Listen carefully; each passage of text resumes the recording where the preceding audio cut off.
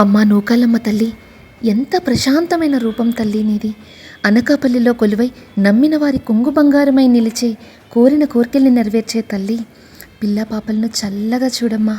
ఈరోజు నీ జాతర జరిగే కొత్త అమావాస్య వేళ నిన్ను చూడాలని ఉండే భక్తజన సంద్రానికి నీ చల్లని దర్శన భాగ్యాన్ని ఇచ్చి అంగరంగ వైభోగంగా జరిగే ఉత్సవాలను కళ్ళారా వీక్షించేలా చూడమ్మా.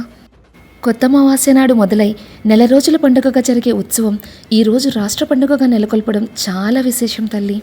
మీకు తెలుసా అండి, మన అనకాపల్లి నూకాలమ్మ తల్లి క్షేత్రం దాదాపు 5.5 శతాబ్దాల చరిత్ర కలిగిన క్షేత్రం.